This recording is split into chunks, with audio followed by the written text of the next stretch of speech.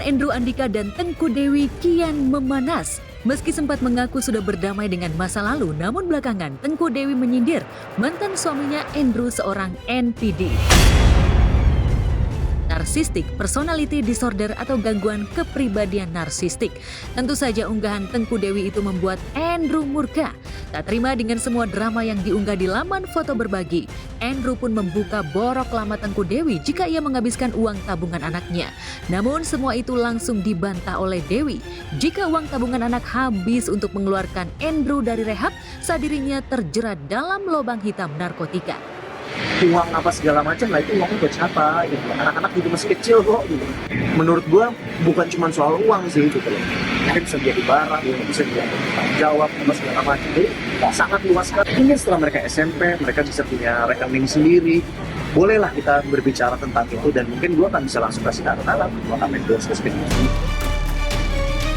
Tak berhenti di situ, Andrew juga menuding jika Tengku Dewi sempat mengusir mertua dan kakak iparnya dari rumah mereka saat masih tinggal di Jakarta. Gue tahu kok, mama sering datang ke rumah buat ketemu sama anak-anak. Itu juga mama diusir semuanya. Sempat ada masalah, dia sempat datang padahal udah izin mau datang segala macam. Terus dia nggak suka mama ada di rumah, ya udah mama pergi aja. Rima mendengar pernyataan itu, Tengku Dewi pun memberi jawaban menohok lewat akun media sosialnya.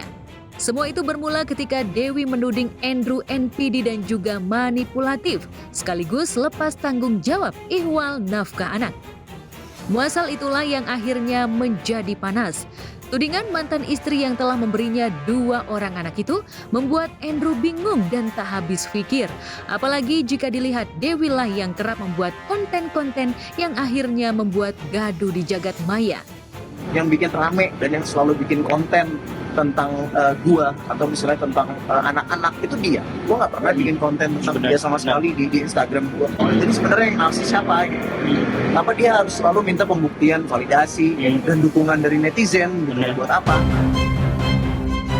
Lantas benarkah dari semua tudingan yang menurutnya tak mendasar, Andrew bakal menggugat Dewi terutama soal hak asuh anak?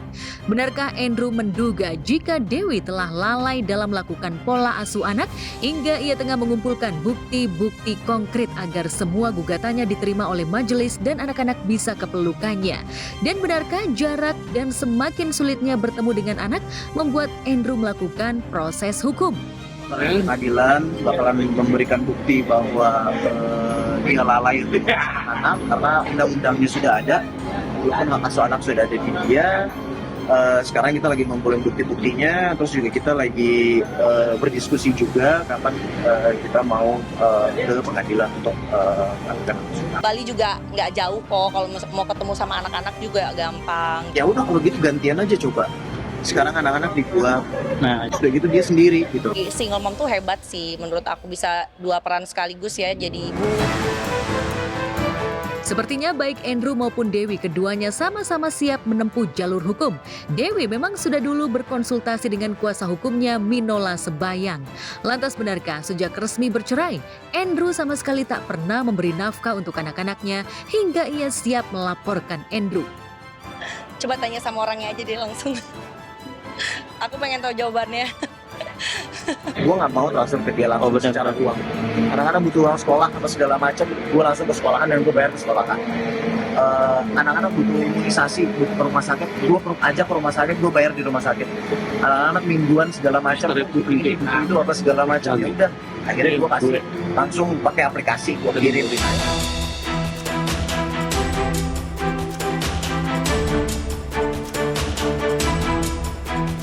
Mediasi antara Eza Gionino dan Meiza Aulia di Pengadilan Agama Cibinong, Jawa Barat gagal.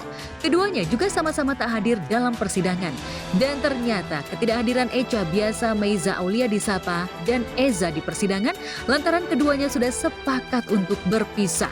Sepertinya Eza sudah mulai melunak dan mengamini gugatan Echa kepadanya.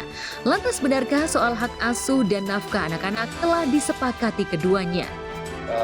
Baik Eza maupun Meiza sepakat untuk bercerai. Kemudian untuk pengasuhan ketiga anaknya itu diserahkan kepada penggugat, yakni Meiza, klien kami. Terus mengenai hak Kafka anak sudah sepakati nilai. Hakim menyampaikan bahwa bisa saja dalam tengah-tengah persidangan itu kalau memang ada komunikasi baik itu gugatan dicabut atau seperti apa. Lantas benarkah melunaknya Eza lantaran ia sudah bertemu empat mata dengan Echa saat beberapa waktu lalu bertemu di Medan sekaligus bertemu dengan anak-anaknya? Benarkah tak ada batasan untuk bertemu dengan anak-anak membuat Eza sepakat untuk berpisah? Kita kemarin terlalu banyak bicara soal anak dan anak ya. Kita nggak terlalu mikir soal kita. Saya juga nggak mau ya gitu langsung lepas tanggung jawab yang terlihat seperti itu. Saya nggak mau. Jujur, saya juga kan udah ketemu saya udah ketemu anak-anak juga gitu. Jadi saya melihat dia sama-sama. Ya saya tahu kalau dia sedih, dia nangis dalam hatinya. Bagaimanapun 7 tahun itu bukan waktu yang sebentar untuk kami ya. Jadi namanya perasaan itu pasti masih ada teman-teman semua. Meski telah melunak, namun tetap saja Eza masih berharap jika bahtera yang sudah dikayu selama 7 tahun itu bisa kembali utuh. Apalagi Eza masih berharap jika majelis bisa memberi ruang untuk kembali mediasi. Tak ada yang mustahil jika rumah tangga Eza dan Echa kembali bersama. Apalagi pertemuan yang dimediasi oleh kakak iparnya saat berada di Medan seolah menjadi ruang bagi Eza untuk bisa kembali merebut hati Echa.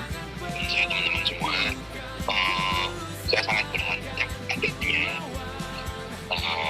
perpanjangan mediasi untuk kami berdua. Itu yang saya harapkan. Dan tapi semua keputusan juga tidak lepas dari Echa juga ya.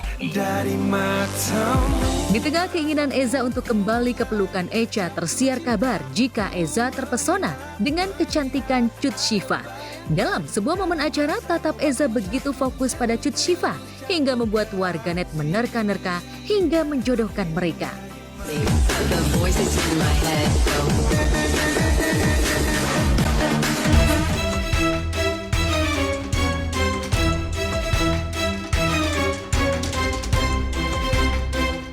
Isu perselingkuhan pasangan selebgram Julia Prastini alias Jule dan Na Dae-hoon hingga kini masih terus jadi sorotan tajam netizen. Jule yang diduga tega selingkuhi suaminya yang berasal dari Korea Selatan itu masih terus bungkam seolah tak terjadi apa-apa. Berbeda dengan Dae-hoon yang akhirnya buka suara lewat akun media sosial miliknya. Dae-hoon menuliskan pesan panjang yang menegaskan bahwa dirinya dan ketiga putra-putrinya dalam keadaan baik-baik saja. Dae-hoon juga sempat meminta maaf kepada warganet yang ikut khawatir melihat kondisi rumah tangganya.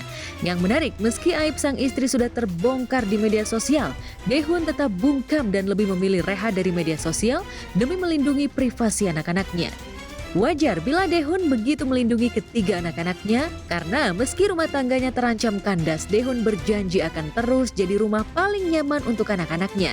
Dae-hoon tidak mau ketiga putra-putrinya merasakan pengalaman pahit seperti dirinya yang pernah jadi anak broken home yang hidup tanpa kasih sayang ibunya dari usia 4 tahun. Namun mungkinkah karena ingin melindungi anak-anaknya, Dae-hoon tidak akan menggugat cerai Jule? Karena sedihmu, senangmu. Erika Carlina mendadak hapus foto-foto kebersamaannya dengan DJ Brafi di laman foto berbagi pribadinya. Jika sebelumnya bucin maksimal dan selalu memposting video ataupun foto kebersamaannya, kali ini tiba-tiba hilang. Warganet menduga jika Brafi dan Erika sudah tak lagi merajut kasih. Dugaan itu semakin kuat seiring dengan tersebarnya bukti percakapan Brafi tengah menggoda wanita lain. Percakapan mesra itu seolah mengabaikan statusnya yang sudah terikat dengan Erika. Menariknya, chat yang diduga direct message dari Brafi itu mendapat penolakan tegas dari si perempuan yang mengingatkan Brafi bahwa ia sudah memiliki pasangan. Lantas ada apa sebenarnya dengan Brafi? Mungkinkah Brafi sudah lelah karena sering menjadi bulan-bulanan fans garis keras DJ Panda? Atau cinta Brafi ke Erika selama ini hanya palsu semata? Atau justru Erika menyelamatkan Brafi dari serangan fans DJ Panda? Nggak tiap hari, ketemunya kan belum nikah, belum tinggal bareng. Jadi nggak serumah, kalau nggak ketemu ya berarti kita di rumah masing-masing gitu. Bukan karena kita lagi putus lah, lagi apa lah, kaget, Gue pribadi udah sama Panda, ya udah cukup lah. Gue juga nggak mau terlalu jauh masalah gue sama dianya kan.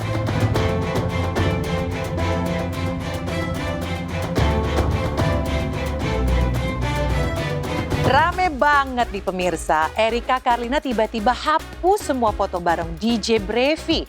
Padahal belum lama kan Brevi ngelamar Erika di depan orang banyak ya. Netizen langsung pada mode detektif, mode nyelidikin.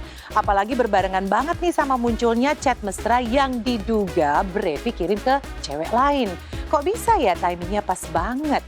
Tapi foto Erika di IG Brevi masih lengkap loh. Jadi netizen bingung nih. Ada juga yang bilang Erika lagi lindungin Brevi dari serangan fans sebelah. Siapa tuh ya? Tapi namanya juga hubungan ya pasti ada naik turunnya lah. Kita sih berharapnya jangan beneran renggang deh. Dan kalaupun memang ada masalah ya mbok diselesaikan baik-baik aja. Alright, pagi ini sudah dibuka dengan sejumlah berita hot dari para selebriti tanah air. Dan kita akan mengupdate kabar selebriti paling hot lainnya tentunya hanya di Gospot. Bersama saya, Donna Arsinta. Coming up next, Nikita Mirzani kembali jalani sidang. Apakah jawaban pihak dari jaksa penuntut umum akan membuat harapan kebebasan Niki semakin terbuka lebar atau malah makin tipis setipis tisu? Berita selengkapnya after this break, stay tune terus di Gospot.